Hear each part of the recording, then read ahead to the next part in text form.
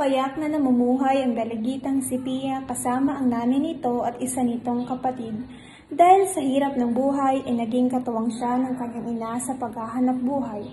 Lumaking nakararanas ng diskriminasyon mula sa mga taong nakapaligid sa kanya dahil sa taglay nitong tsokolating balat. Gayunpaman, patuloy niyang niyayakap ang sariling kagandahan.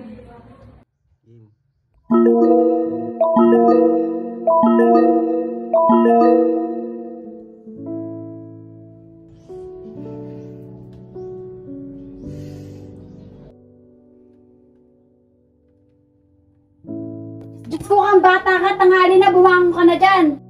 May trabaho ka pa, di ba? Bumangon ka na dyan, kanina ka pa. Kaya pa kita pinapagilis sa kapatid mo, hindi ka rin bumabangon. Ano?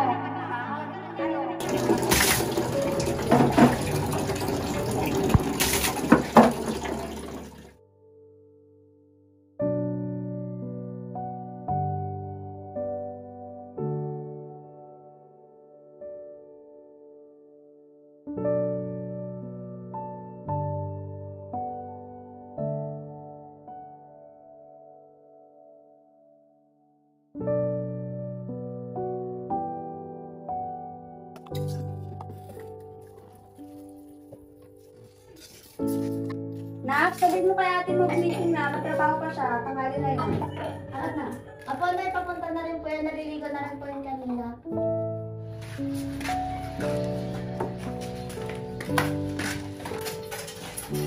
Oo, ayan na pala si Ate Nay. Oh, nandyan ka na pala. Kumain na tayo, umupo ka na dyan.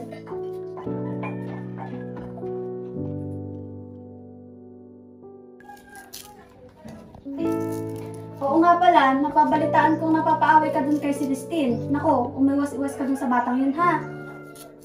Oo nga po, Nay. Umiiwas naman ako eh. Ay, mabuti naman. Ay, alam mo naman yung batang yun, wala lang magawa sa buhay, kaya puro gulo ang hanap. Tsaka hindi naman siya importante na para paglaan ng oras.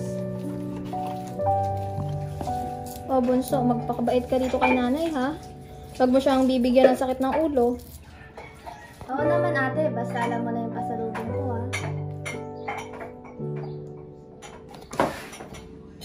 Hala, tanghali na pala! Ay, isang busog ka na? Walang pinamanisol mo! Bago ka umuwi, bumili ka ng bigas! O anak ng Makati, dumaan na naman dito.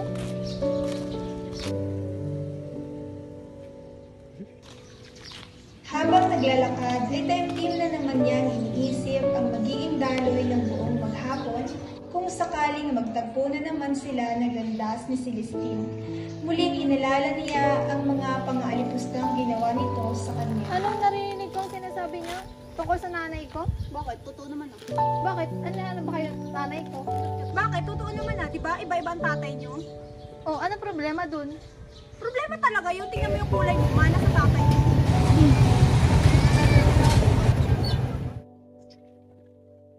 Oh, kamusta naman ang maghapon mo? Okay naman po, Nay. Parang pagod na pagod ka. Hindi naman po masyado. O siya, magpahinga ka na muna at magluluto ako ng pagkain natin. Tawagin na lang kita kapag nakapagluto na ako, ha? Maagang pumasok ulit sa trabaho si Pia. Sampo, eh, wala lang po. Sabi mo kasi, wala ka lang.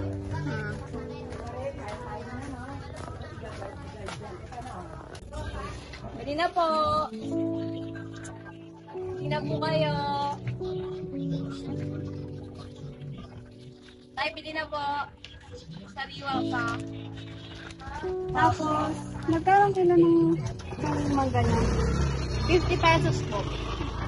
Pagbalot mo ko ng kalating kilo.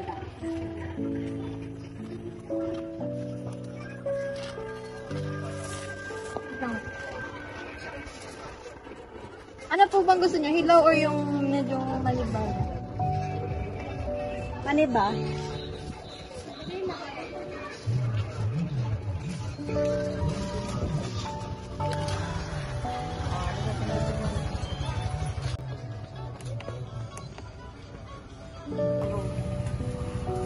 Thank you po.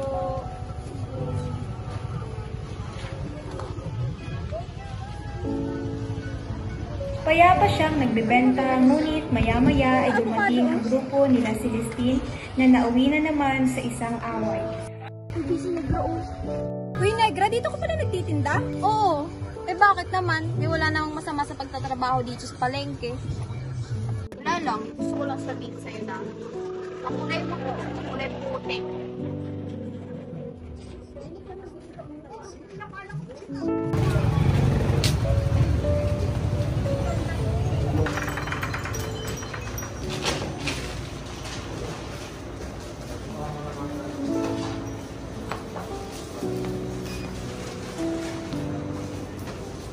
Uy, pampaputing sabon to ah. Ano pa yung mas maganda dito sa dalawa natin? Uy, anong ginagawa mo dito? Saan yan? Koji? Umaasa ka talagang pupuitan, ha? Hindi ka nababagay dito. Pangit ng kulay mo. Dapat sa'yo, Istanbul. Mag-is-is ka nun.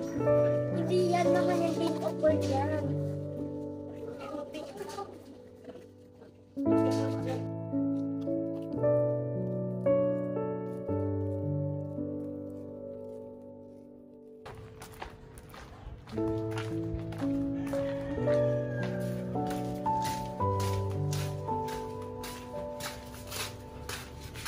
Nay, si ate, parang nitong mga nagdaang araw, parang lagi siyang may problema. Baka naman dahil pagod lang, kaya kakausapin ko yung mamaya. Maganda ka nun, kakain na tayo.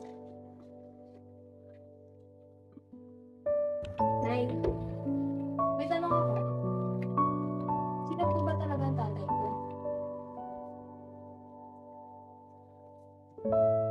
Hindi po kasi yan, anak. Ang tunay mong tatay, isang sundalo. Pero, nung makalipas ang ilang buwan nung pinanganak kita, nagpaalam siya sa akin magtrabaho, pero hindi na siya bumalik. Bakit hindi mo na po siya hinanap? Gustuhin ko man, pero ikaw ang prioridad ko. Gusto ko mabigyan ka ng magandang kinabukasan. Bakit mo natanong? Gusto mo siyang makita? Sumagi lang na sa isip ko, tsaka dala na rin po na pagod. Basta kapag may problema ka, magsabi ka lang agad sa akin na handa akong makinig. Sige, Nay. Oh, siya, gabi na, matulog ka na. Bukas maaga ka pa sa trabaho.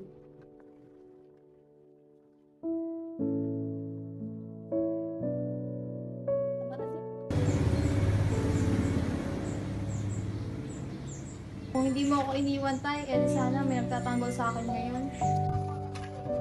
Aling Emmy, pwede po ba kitang makausap? Tungkol saan?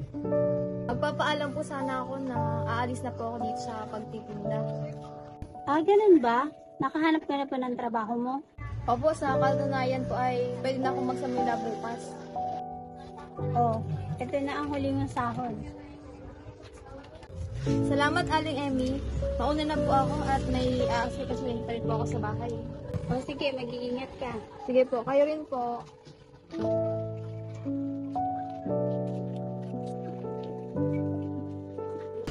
Girl, si Negro. Lipat ka pa dito ng trabaho, hindi ka pa tuluyang umalis dito sa palengke. Hanggang dito ba naman? Sisindan niyo akong dalawa? Kaya pala wala ka na sa putasan. Dito ka lang pala. Sa bagay, hindi ka makontento sa isang lugar. Parang nanay mo, hindi mo kontento sa isang lalaki. Ano sinasabi mo? Naumuro ka na, ha? Papawitin, hindi ah. Totoo yun. Totoo yun. Sabi niya, simula lang. Hindi man ang nanay ko lang siya. Nanay ko lang din nanay. Tara na.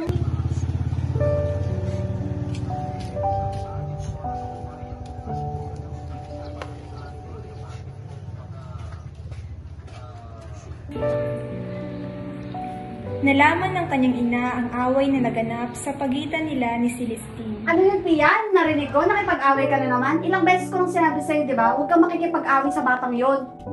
Umiiwas naman ako sa kanila eh. Talagang napuno lang ako. Hindi ko kinaya yung mga sinasabi nila at manalait nila sa akin. Pati ikaw, dinadamay nila. Diba sabi ko sa'yo, kung may maririnig kang mga salita galing sa kanila, huwag mo lang pansinin. Masasawa din yung mga yon.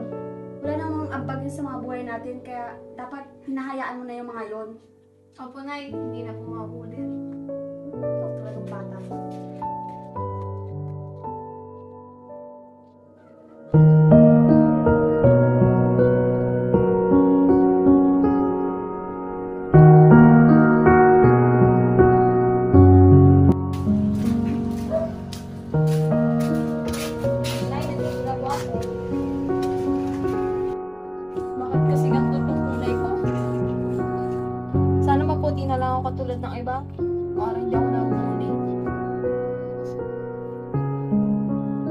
pasensya hindi ako binayaan ng maputing kulay.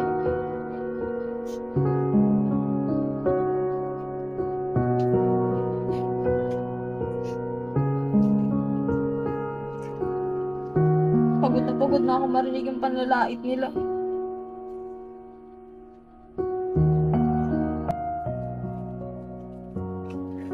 Oh, anak. Okay ka lang? May problema ka ba? Nay, bakit po ba kasi ganito yung kulay ko? Dahil dito, nalalait ako ng ibang tao. Anak, maganda ka. Hindi lang naman sa kulay ng isang tao nababase ang kagandahan eh. Hayaan mong laitin ka nila nung halaga mabuti ang kalooban mo at wala kang tinatapak ng tao. Kulay lang naman yan eh. Babago din yan. Hayaan mo na yung mga taong nanlalait sa'yo. Nagsasawa din yan sila at hayaan mo. Sino ba yung mga nanlalait sa'yo? Yung mga klase ko rin. Gusto mo yung kausapin ko sila? Huwag na Nay, hayaan mo na sila. Kinagabihan ay naisipan niyang tingnan ang kanyang alkansya.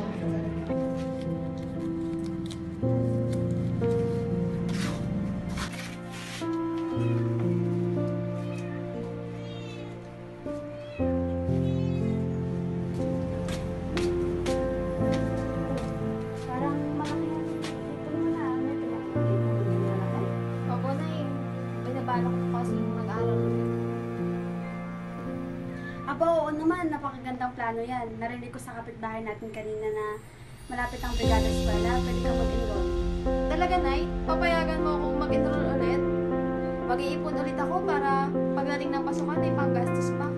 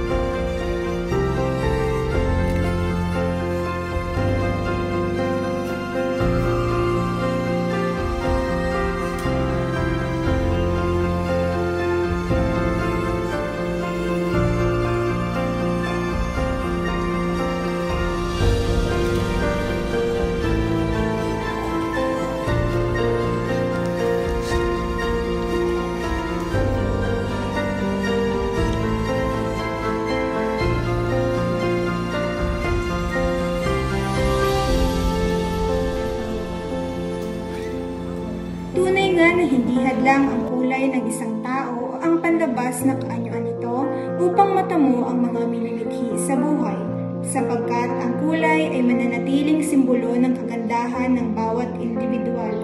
Nagpapatunay na tayo'y lahing Pilipino, kayumagi at natatangi, bagkos ang bawat dedikasyon, sipag at tiyaga sa buhay ang magiging tulay upang makamit ang mga hinahangad sa buhay.